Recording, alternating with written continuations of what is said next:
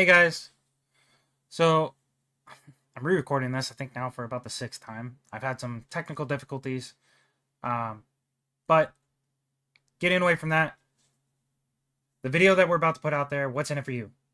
I'm going to be going over how to do the 55 HP Monk Vaettir Farm. The 55 HP Monk is a very versatile build in general.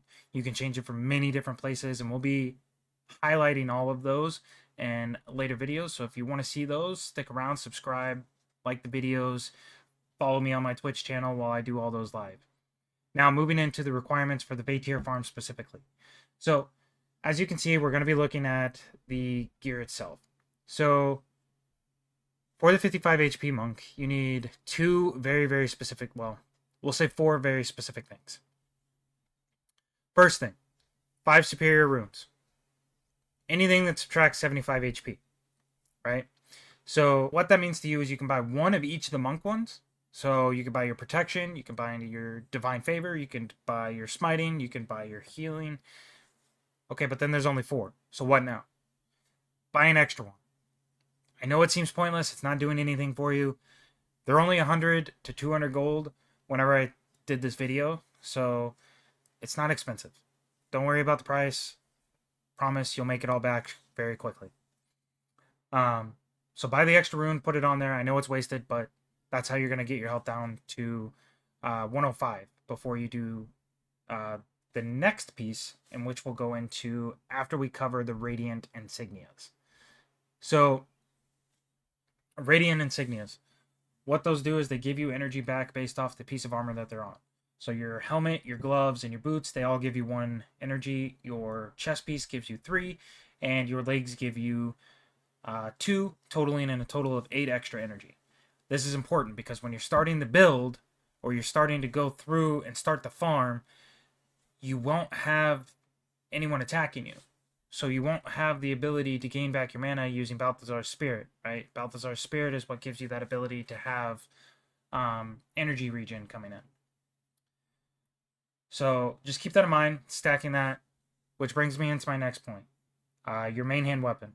Your main hand weapon, the 2 things that you're going to want on this, and this is the third of the 4 requirements, right?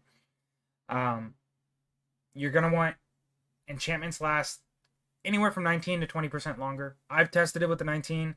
I would suggest if you can find a 20%, put a 20% on there. And then also, I just use I have the power for that extra energy. Not a necessary requirement for I have the power, but it does give you that buffer room for when you're starting the farm, like I was explaining. And that's really all there is to the weapon. It can be any axe, it can be a sword, it can be a spear, any one-handed weapon that you can wield with our next item, the Grim Cesta. So, if I do everything correct here, there should be a video that populates up in this corner. There we go. There should be a video that populates somewhere up in this corner of the screen. That video explains fully on how to get this item. There's a quest chain that you have to do called the Cities of Ascalon.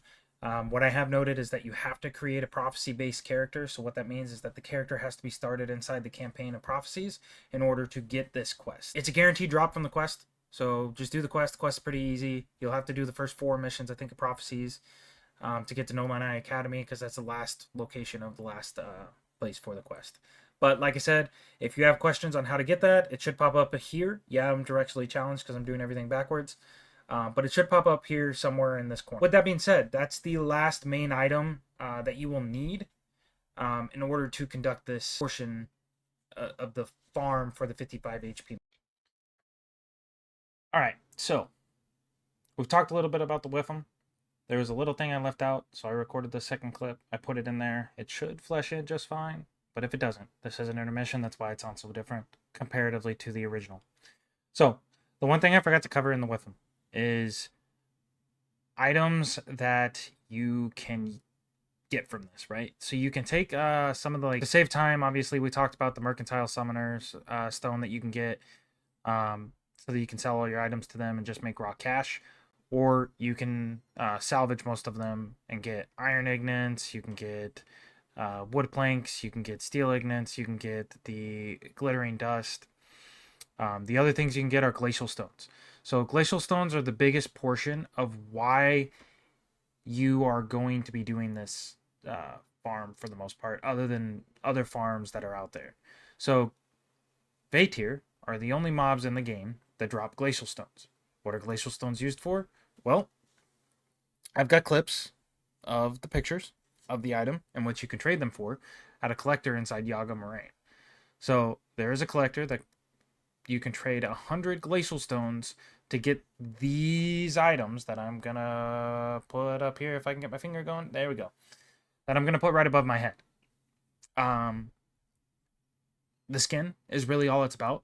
It's nothing else. It's more for fashion, which a big portion of this game is about. There's a reason why the 15k armor doesn't have any better armor. It's just looks. So if that's the part of this game that you enjoy, I highly recommend obviously doing this farm so you can get those glacial stones, get the glacial gauntlets. The other thing is, I highly recommend that if you're going to do this during a holiday farm. As you can see, just in the short little time I did it, I got, I don't know, 30, I would say about 100 holiday items altogether. Some of them I had to I used to clean up the stack to put it at 100 glittering pile dust, etc. But it's a good time to farm holiday items for consumables for titles. Like this one goes towards your alcoholic title. This one goes towards your summoning festive items. This one goes towards your sweetness title. I haven't actually used this one. I've just been kind of stacking them. I have a bunch of them on my warrior and other characters as well. But regardless of the matter, all these things stack up to different titles that you can achieve. With that being stated, if they're used for titles that you can get, they're used for titles that other people can get, which means there's value behind them. So getting them, farming this, getting those stacks, you can sell them, make good quick cash during the holidays and stuff like that, to tune in during holiday events just to do the farm, get the items, get out with the items, stack them up. A lot of them have really good buffs too. So this is one from, I want to say, the Thanksgiving event that was going on. It might have been Halloween. I think it was Thanksgiving. But anyways, pumpkin pie basically boosts your attack speed and stuff like that. There's the cupcakes that you can get. Those give you all sorts of buffs, the great items. But yeah, just keep in mind, those are different ways that you can do things that are actually you're going to get from it. As well as you can just get raw cash and gold units. I looked up the price for each gold unit. Unidentified item is what a unit is. So all your gold unidentified sell for at minimum 1 to 2k. So that means you can fill up your inventory. I think I did a full inventory of golds within like, I don't know, 20-30 minutes. Full inventory, you're looking at about 20 items. If you clean out, don't have all the stackables, stuff like that, you're looking at about anywhere from 15 to 20 items, which means 20 platinum, 15 to 20 platinum pretty quickly in 30 minutes. So that can add up to about 40 platinum in about an hour. And you're at max platinum stack for one character within 2 to 3 hours. So very beneficial. Stick around for the rest of the video. It's going to explain how to do it. All right, now that we've covered everything that we are going to be utilizing as far as gear, now let's get into the build. So, build-wise, what skills do we use and why do we use them and how do we use them? First main important thing that you're going to start off every run with is putting on Balthazar Spirit. You can forget this and do it in the middle of the build. I highly recommend you just do it immediately. Put up Balthazar Spirit right off the bat, but you can recover. Just make sure you do it as soon as possible. Now, Protective Spirit is one of the key features of the 55 HP monk. As you can see, the whole gist of what Protective Spirit does is it reduces the damage you take based off to basically 10% of whatever your HP is. While as 55 HP monks, our HP is 55. 10% of 55 is 5. So, that essentially leaves us with 5 damage to mitigate. That puts us into our next ability.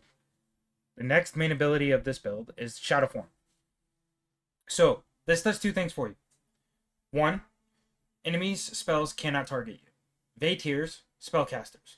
They also do physical damage, but their main abilities that are going to kill you are spellcasting. So this eliminates their ability to do drains. And then the second portion of this is that you gain 5 damage reduction for each assassin and enchantment that you have on you. Well, look at the title of this ability. It's an elite enchantment. So that means as long as this ability's on, you're going to get 5 damage reduction. Well, there's your other 5%. 5 damage. So now we have mitigated our damage down to 0. Good. So now we can continue on with the farm. Now, the rotation and how this has to be used, because of the 30-second cooldown that is on this, you have to go in as soon as you start. You'll cast Protective Spirit because it's going to reduce the damage that you're going to be taking to 10% of your HP. Then you're going to follow that up immediately with casting Deadly Paradox. What does Deadly Paradox do? This ability allows the assassin skills activate. The assassin skills you activate to recharge 33% faster. So that means that we reduce the time that it takes for the cooldown of Shadow Form, which is important because if you don't do that, you will not have Shadow Form up in time before it falls off and you will die. Guaranteed. I tested it several times. You will die. You might have a small window, actually. I've had it where I've gotten down to, I think, 10 HP before, and thankfully they didn't cast anything on me. They just damaged me, and somehow I managed to pull it out and survive.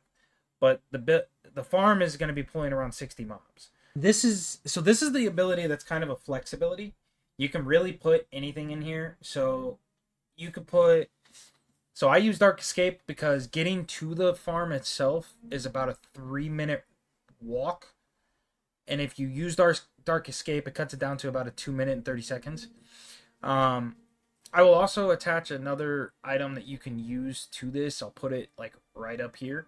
They're called Mercantile Summons. What this does is it summons a merchant that you can just sell to at the actual location that we're going to be doing this farm. Next, Balthazar's Aura. This is going to be one of your primary damage dealers. Essentially, any target that is adjacent to where you cast this ability takes 21 damage. So, ideally, once we get to the end of the farm route, which I'll show you, you're going to cast Balthazar's Spirit, and every enemy is going to be adjacent to you, so they're going to start taking 21 damage. If you get them positioned correct, you can just kind of flow through this. So you can just do Balthazar's Aura, then go into Kieran's Wrath, and then go into Symbol of Wrath, and you won't have any issues.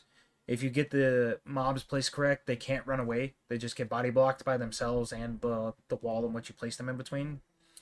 And they just die. It takes some practice getting used to putting them in that location. But it is possible. I did figure it out after about 2 hours and some change, so it's not too much practice. But they still do run away. It's not perfect. You'll still make mistakes. Just recover from them. Make sure that you're keeping up your Shadow Form, Protective Spirit. Keep that rotation up and you'll be just fine. The next portion that I'm going to get into now that we've covered all of the abilities is the stats that you're going to need. So this is the stat breakdown that I use and that I have been using. We go 11 into smiting, and you're going to have 3 in all the monk, and just remember that's because of all of your superior runes you have. But the key thing to take away from this is the 11 smiting, 13 protection, the 2 into deadly arts, and then the 12 into shadow arts. So shadow arts affects your dark escape and your shadow form.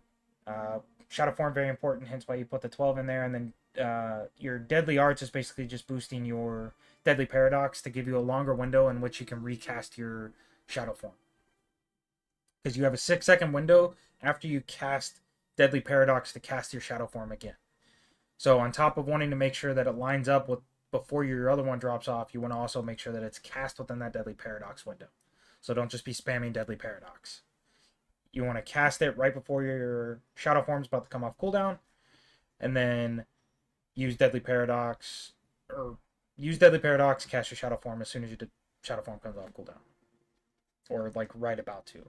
I found that when your recharge thing starts circling, right, when the menu is getting to about this corner of the ability where my mouse is, start going through your cycle. So Protective Spirit and Deadly Paradox will already be up. So go ahead, once it gets to this point, cast Protective Spirit, Deadly Paradox, and by the time you get done with those 2, your shadow form's about to come off. Just start spamming it a little bit to make sure you get it off. And then boom, that's the entire build. Now we'll move in how to get there. Hey guys, it's me. So I'm inserting this in here because I want to give you a forewarning. This is going to be about a 2.5-minute segment coming up about how to get there. The main reason I did that and I included it in the video is so that people can actually visually see the full way to get there. Right? I put up pictures, but sometimes all these things look the same when you're looking at a map. So I I have a visual representation. I will also include a map for a very short segment of the beginning before I start the build, so that you can see if you want to just look at it or if you want to actually follow along. But what I would recommend for you is that if you don't want to watch the full 2.5 minutes of me walking to the location, then go ahead and skip to about the 20-minute mark, and you should be able to get right into the build. The map will be right at around the 1930. Appreciate it. Thank you. Next part is how to actually get to the farm. So the farm location actually takes place in Jaga Moraine. It's in this little area down in the bottom right of Jaga Moraine. I've tested out many different methods, so you can get there from Gunner's Hold. Very painful, but you'd have to go all the way around, all the way up into Sifhala and then into Jaga Moraine. That's a long way. You can get there from Sifhala by going straight through. It'll take you following this bottom right path, following it all the way around. The only mobs you'll run through is this Pine Soul group right here. As long as you pop all your Protective Spirit and your Shadow Form, you should be able to run right through them. And then there's sometimes some mobs right here. And that should get you there. However, the best place to start is by coming from Long Eyes Ledge and running through here, which we'll get into the demonstration of right now.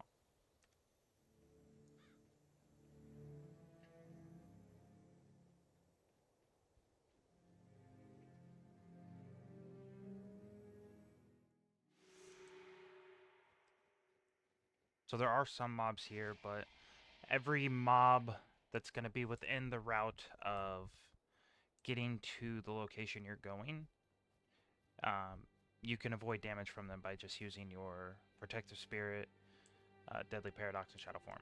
Now, I say it in that order because I want you to get used to doing it that way. Deadly Paradox is a requirement for this version of the Vaettir build, at least. Um, you're gonna die 9 times out of 10 if you try to do without it. So essentially what it does is when you cast it prior to any of your like assassin enhancements, it increases their cooldown speed, or yeah, reduces their cooldown time by 33%. So speeds it up by 33% essentially, which then gets it to where Shadow Form can be used right at that right time.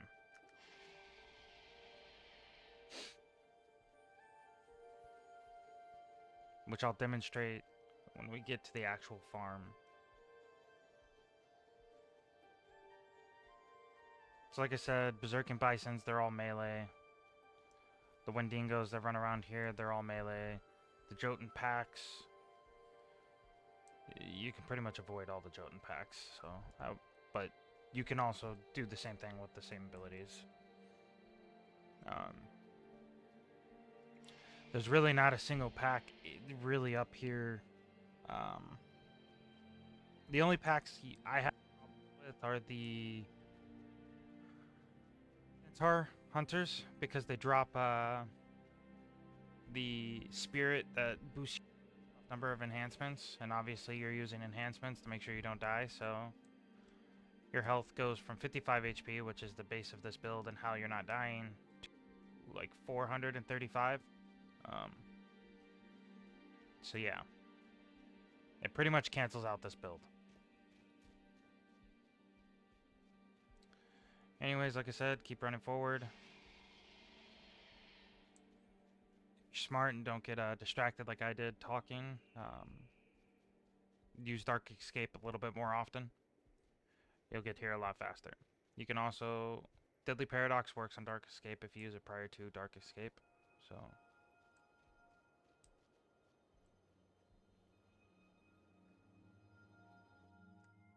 And voila. This is where the build starts. Quick. The best... So there's a couple different ways that you can get here.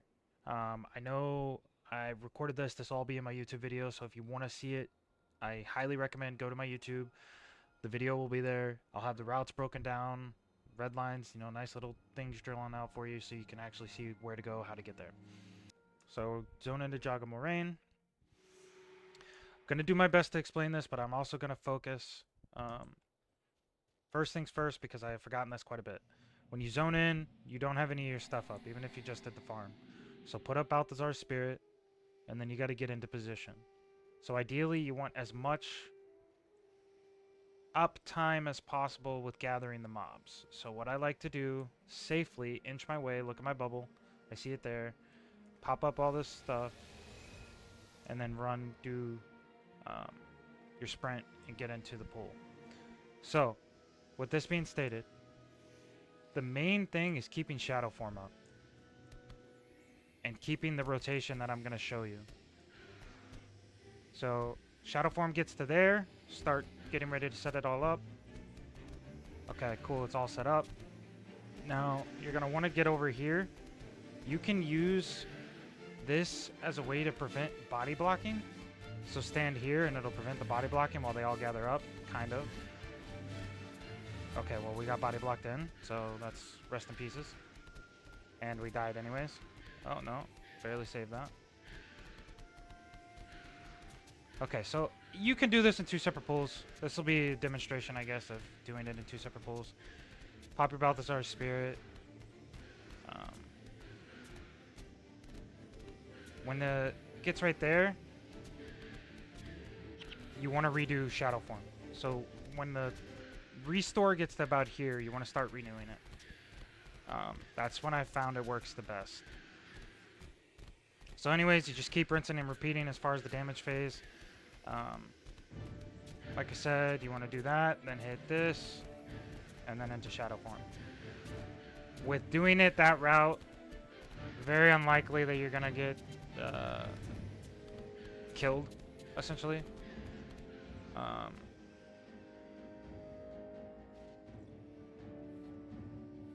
Alright, so that was half the pool. We got 24 mobs in that group.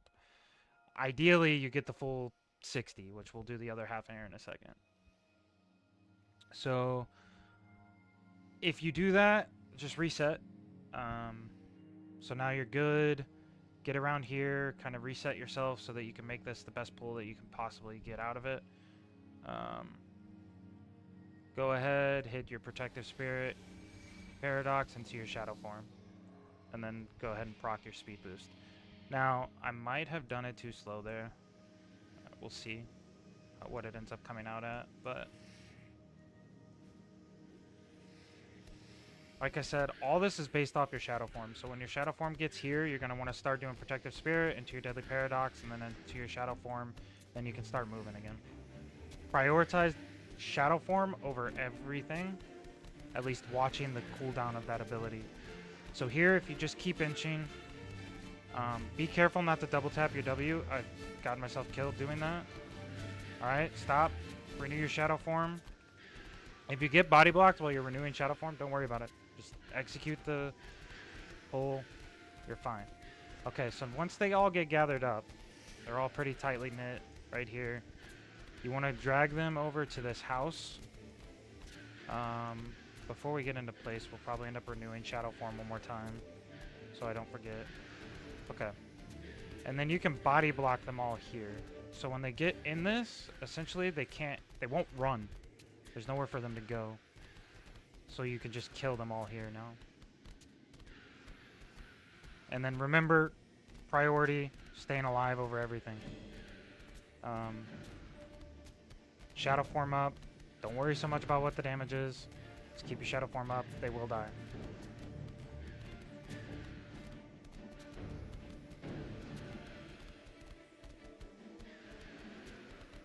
And as soon as this is up, boom, Protective Spirit, Paradox, into Shadow Form.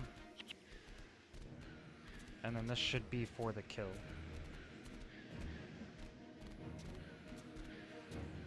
Yep, boom. Okay, we're into place. Pop your buffs. And then run in.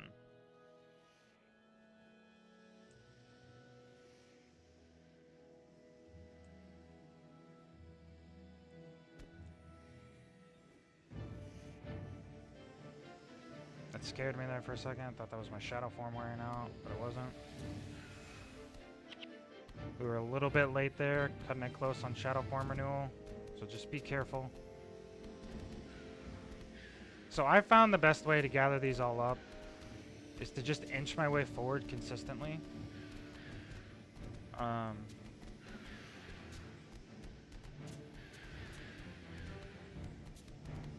and then they all bunch up on you like that, and so you just keep doing it.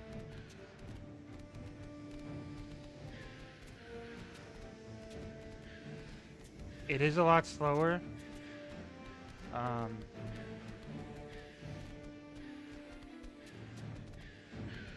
and if you, so the problem I get with this is that I pay attention too much to the gathering of all the mobs, making sure that I'm aggroing them all, and I'll lose track of shadow form. So don't do that.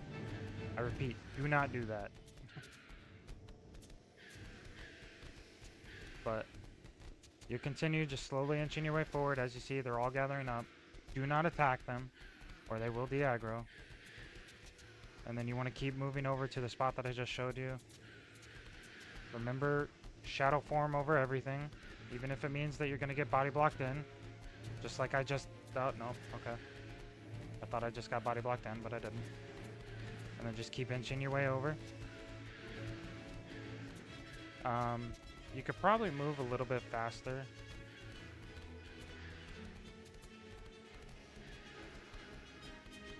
Alright, so we're pretty much in position now. So we'll just move them all in. And then pop a Balthazar Spirit. And then start trucking them all down. Now, I've gotten them here several times. In perfect position, and I stopped paying attention to shadow form, and guess what happened? I died. So I can't stress this enough. Keep up your defensives. That is 55 HP monk to a T. You will not die, as long as you do not mess up your defense rotation.